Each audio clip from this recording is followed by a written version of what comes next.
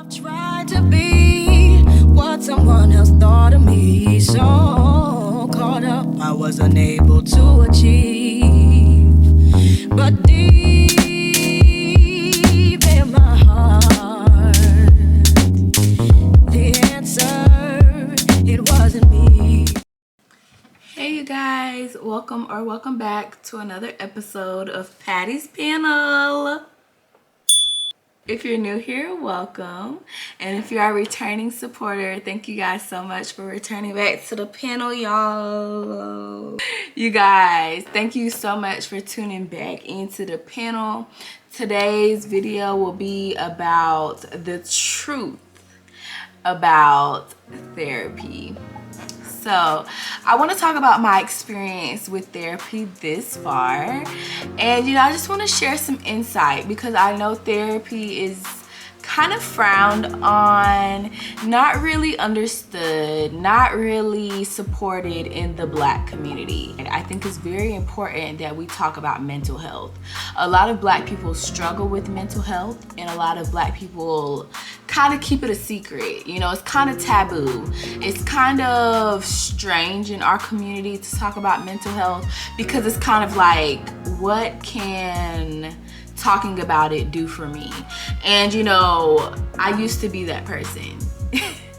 I used to be that person that was like, what can talking about my mental health really do? What can just talking to someone really do? Can they even help me? Like, do you even have the means to help me? What can just talking to you, expressing myself do? And now that I have been in therapy for some months now, I'm very proud to talk about therapy. I actually really enjoy talking about therapy with other Black people and people of color, and making it something that is not taboo, but something that is now common in our community to talk about. So I have been in therapy now since about February, March of 2023, and it is the best decision I have ever made. Now, I want to make sure I say this, and I say this very loudly and clearly because it is something that needs to be said. Therapy is an investment, and therapy is a luxury. Unfortunately, therapy is not something that everyone has the opportunity to experience. And so, I want to be a hand of kind of secondhand therapy, which is why I'm enjoying these talk down videos, because as I learn and navigate and work through the things that I am going through and mention during therapy, I want to be able to share those things with you guys. So we all are works in progress. We all are trying to navigate life, and we all have things that we can work on. If you ask me personally, I feel like we all need therapy. We all need therapy, and it doesn't have to be something very specific that's going on. It could just be something very specific going on. It could just be something very minuscule. I think we think about therapy and we think about the biggest extreme, like you're suicidal, like you're about to end it all. And although therapy is very good for that, you can be on a spectrum. You don't have to be about to end it all. You can be trying to work through your emotions, work through your feelings, work through past experiences, work through things that you have a hard time going through yourself. So personally, for me, I knew I wanted to start therapy since a year or even 2 ago, and I finally decided to invest in it because of my mental health. My mental health, like I mentioned in my mental health awareness video. If you haven't watched it, please watch it, and I'll make sure I'll link it below. And wait. I'll make sure I link it in the cards, and I'll make sure I link it below. Please watch that mental health awareness video. It just showed you guys where I am mentally right now, and that does remain. Naturally, life is life, and we go through things. So I'm trying to learn how to not be so extremist, right? And she has definitely helped me acknowledge my feelings. So like I said, mental health was down here. I just know the woman I'm trying to become, therapy would be very, very, very, very beneficial. You know, I want to have kids one day. You know, I'm single right now, but I do look forward to being in a committed, serious relationship, and I want to make sure I work through all my trauma. I don't want to project. I don't want to bring those negative things with me into my future relationships, to my future children. Now, some things, you know, you just kind of cannot help. Like, it's gonna come with you no matter what. But I want to actively and intentionally work through the things that I know that are a problem. And you know, as I work through them and I get to the later parts of my life when I'm having children in a serious relationship, you know, at least I'm already working on them, and I know that they are problems, and I know that there are things to be worked on. So that's where I'm at with it. So I'm very happy that I have sought therapy, because it's been very beneficial to my development. Before I got with my therapist now, because she was suggested, I was looking on websites like Black Girl Therapy, Betterhelp, those type of websites, looking for a therapist. Now, to me, in my morals and my values, it was very important that I got a therapist that looked like me, that looked like me, that looked like me, that looked like me. So it was very important that she looked like me. I wanted a woman. I wanted a Black woman. And that was pretty much what it was. And I wanted a younger woman. I didn't mind a woman that was seasoned, that had some wisdom to her. So first and foremost, I wanted her to be Black. I wanted her to be a woman. And I wanted her to be rather young. So I think it's very important to know what exactly you're looking for when it comes to therapy. Do you want someone that looks like you? Is that really not important? For me, it was important because as a Black woman, I go through experiences that are unique to Black people. So, you know, when I speak about my experiences, it's very important to me to know that someone can understand where I'm coming from as a fellow Black woman. That's that. So, you know, we've had those type of experiences where we're talking about our everyday life as Black women to Black women. You know, I've had experiences where I'm taking out my braids. I've had experiences where I'm talking slang. You know what I'm saying? I might say chop it up. I might say the bando, the trap house. I might say, like, you feel me, or they tripping, or they be snitching, or, you know, whatever the basis of my conversation is. She understands my lingo. She understands my slang. She understands me because she is a Black woman. She is around my age range, and she gets it. So that was very important to me, to not switch up who I am. When I signed up for therapy, it was very important to me to make sure that I was my most authentic self. I struggle with that in real life because I just do. And we're working through that. But I made sure that I made the commitment to myself that when I went into therapy, I was gonna lay it all out on the table. There was nothing I was holding back. There was nothing I was gonna be ashamed of. There was nothing that I wasn't going to tell her if I felt like it was relevant to my development and, you know, the things I want to work through. I am placing it onto her, and, you know, she's keeping it in mind as we work through the things that I work through. So it was important to me, and I'm glad because I can see that as I am developing and working through things, and how she always references, you know, the things that I mentioned to her right back. So, you know, you just have to realize what is important to you. Do you want someone that looks like you? Do you want someone that can relate to you? If it's not really important, you just want a human experience, then you know, you just have to realize what is important to you. Do you want someone that looks like you? Do you want someone that can relate to you? If it's not really important, you just want a human experience, then you can find anyone, right? Do you want someone in your age range? Does it not really matter? Do you want someone with an older perspective, more wisdom, more life experience? You might look for an older therapist. If you want someone that can relate to you and where you are in your life currently, you might want a younger therapist. So, you know, when you're looking into therapy, it's very important to know who and what you're looking for. Virtual. Do you want to be in person? I know I personally wanted to be in person. My therapist does not live in my city right now, but she is moving to my city, and I knew that when I signed up with her. So I knew eventually we would get to in person. Right now we are virtual and we are doing the same work. You have to keep all of these factors in mind when you're thinking about what do you want out of a therapist. So I want to talk about what I've learned in therapy so far. Even talking about therapy right now is a big step for me. Therapy in the Black community is a big taboo. People don't understand why a lot of us are in therapy. I feel like it's a big divide personally. You have those people that are in therapy and they understand the importance of therapy, and you have those people that just don't get it. And you know, I don't fault anybody. Like, I think you just have to get to that point where you understand therapy. Therapy personally for me has been a life-changing experience, and I actually never want to go back. Like, I feel like I could use a therapist like from here until it's time for me to go. You know, when God calls me home, I really feel like I could need a therapist. We are constantly changing. We are constantly evolving.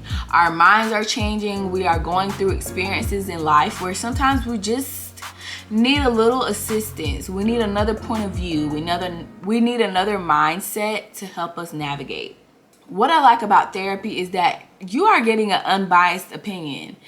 Honestly, now that I think about it, my therapist has never really told me her opinion. She might tell me like, I think it would be best if you do this because of this, but she never really is leading with her emotions and her opinion. She's telling me based off her education, based off life experience, all of that, what she feels is best for what I'm going through and what I'm mentioning to her and why she feels like I'm reacting the way I am, blah, blah, blah. She has things to support what she's saying. When you are talking to your family and your friends, they are coming from very biased places. They just are, you know, and not to say they don't have your best interest at heart, because your friends and your family most likely do have your best interest at heart, but that doesn't mean that it's best for you. They just have your best interest at heart. So I have really loved the perspective of therapy because she's not coming from a biased place. She's not coming from I think you should, or I feel like you should. She's coming from, why don't you see it this way, and why don't you see it this way? And you work for what's best for you. That's why I love therapy. That's why I love therapy. There's no right or wrong answer. You know, there's probably some things she's like, I don't think that's best. But you know, for the most part, she wants you to see things from a whole collective. A lot of times when you're talking to family and friends and people you know, they either want to side with you because they love you and you know, they want to have your back, so they're going to side with you. Or sometimes they have their own perspective and they could care less about what you think. They just have their own mindset and that's it. Therapy has been so beneficial because she helps me see the bigger picture. She helps me see someone else's perspective, my perspective, and try to figure out what it is exactly that I want for myself in my life. She really tries to zone me in on how do I feel. Forget about my friends, forget about my parents, forget about family, forget about any outside influences. How do I feel about the experience, the situation, whatever it is, and what do I see for my life, and to move accordingly. If she has not taught me anything this far, is to honor myself. And that is something I feel like I have struggled with for a long time. I'm a people pleaser. I always want to please somebody. I'm doing things a lot of times not because I want to, but because someone else wants me to. And she's teaching me to honor my feelings. How do these things make you feel? Does that make you upset? Does that make you sad? Do you want to do it? Do you not want to do it? And she's helping me to honor my feelings, acknowledge them and honor them, because you're the only one that can be here for you. So she's teaching me to be my best critic, to be my worst critic and to do what is best for me. Because there's always going to be someone that's judging you. There's always going to be someone that feels like you're disappointing them. But how do you feel? Are you disappointing yourself? Are you disappointing yourself because you're doing what someone else wants to do? Are you honoring yourself because you want to do what you want to do? You know, what are your dreams? What are your goals? What are your aspirations? Do they line up with what you are doing? Or are you doing something because you want the yes, you want the approval, you want the appreciation, you want the sign off, you want whatever it is from other people? And, you know, just honoring myself has been a game changer. You know, now that I honor myself and my feelings, there's just honestly nothing else you can tell me. I'm so pleased to finally be here, to not care what others may think. And that's family and friends, and strangers included. You know, there's no one now, and you know, I'm still working through it. It's still a struggle. But you know, as I work through it, I'm getting to the point where it doesn't matter what anyone else thinks. Like, there's always going to be someone that feels like you should have done it another way. There's always going to be someone that's disappointing in you. But what do you want out of life? You're the one that has to live with it. The end. You're the one that has to live with it. So do you want to do that? Whatever it may be. Do you want to do it? Yes or no? And if you want to do it, then fine, do that. But if you don't, and you're only doing it because someone else, you're only doing it because the approval of your parents, you're only doing it because the approval of society, you know what I'm saying? She always tells me that you're not going to make it far. You might begin, but you will never end. And just honoring my feelings has been a game changer for where I am in life right now. It's just helped me to realize that it's a journey. And you know, as someone that always wants to get things right, I'm such what's the word I'm looking for? I want things to go the right way. My therapist has helped me to relax on being so right way. Like,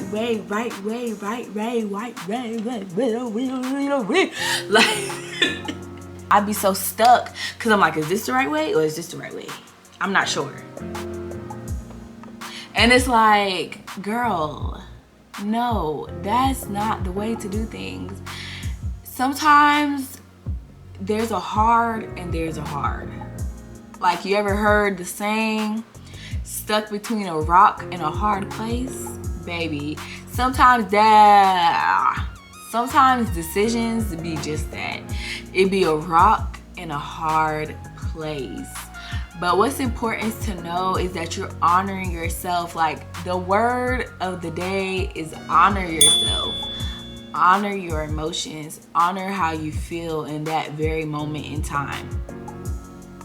And that is how you know you're making the right decision.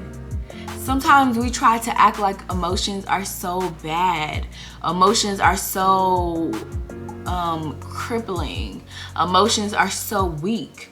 And I feel like now, you know, as I've been going through therapy, it could not be the opposite. It's such a power to feel emotions. It's such a power to honor your emotions, because us as a society, we have a habit of pushing our emotions and our feelings to the side and doing things because we're supposed to, because we have to. And I understand that there's bills to be paid, there's responsibilities to take care of. But I think us as a society would do so much better if we honored ourselves and how we felt. Has made it a point time and time again. She always is asking me, how do you feel?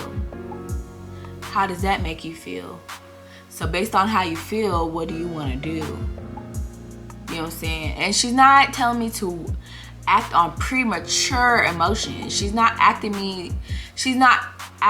me to react off temporary reactions. She tells me to give things a good thought. So once I give things a really good thought to determine really what does that mean for me in my future. Sometimes we ignore our emotions, our feelings, our intuitions, our discernment, and it ends up in a place where we did not even think we were gonna be. And you know, if we honor our feelings and our emotions, a lot of the times we wouldn't even make it that far to where we didn't want to be, because we got that gut feeling. We had that intuition feeling already, but we still just try to keep moving because that's what we're supposed to do. Baby, honoring myself has been the best thing I have done this far. And you know what, now that I think about it and I just think about my life, I've never went wrong with honoring myself. It might seem a little questionable at the moment, but when I look back at it and I look at the grand scheme of things, honoring myself and my emotions has never led me astray. I have to stay true to myself. Like, I've been choosing myself, and I just have never felt more amazing in my life. I have not felt any more amazing in my life.